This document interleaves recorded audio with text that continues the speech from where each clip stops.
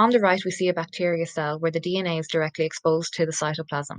This contains ribosomes where protein synthesis can occur. mRNA molecules are transcribed there, so therefore protein synthesis can be carried out. On the left, we have a eukaryotic cell. Transcription occurs in the nucleus, but we know that translation takes place in the cytoplasm. Before RNA is to leave the nucleus for translation, it must go through several processing steps. What exactly is RNA processing and why does it occur? Transcription occurs in the nucleus, whereas translation occurs in the cytoplasm of the cell.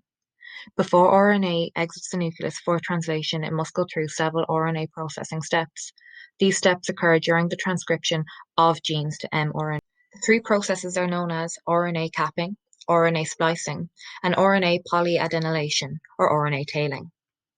All eukaryotic mRNA contains a cap structure, which is an N7 methylated guanosine linked to the first nucleotide of the RNA via a reverse 5' to 5' phosphate linkage. This process involves the 5' end of the mRNA's transcript being modified. RNA is capped by the addition of an atypical nucleotide, such as a guanine nucleotide, with a methyl group attached. This process occurs long before the whole gene is transcribed.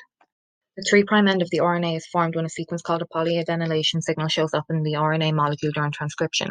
An enzyme then cuts the RNA in two at that site. Another enzyme adds adenine nucleotides to the cut end, forming a poly-A tail.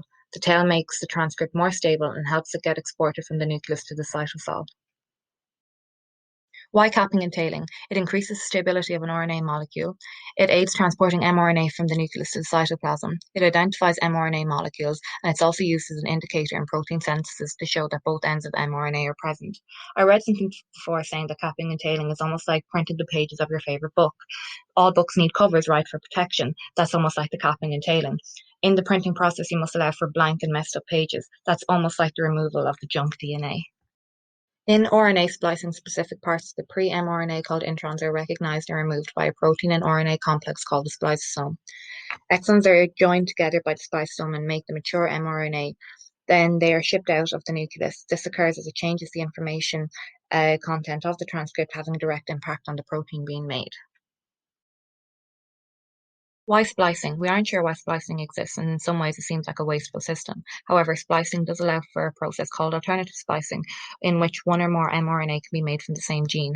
Though alternative splicing eukaryotes can encode more different proteins than we have genes in our DNA. In alternative splicing, one pre-mRNA may be spliced in two or more different ways. The same pre-mRNA can be spliced in different ways depending on which exons are kept. This results in different mature mRNAs being made, which then translates into a protein with a different structure.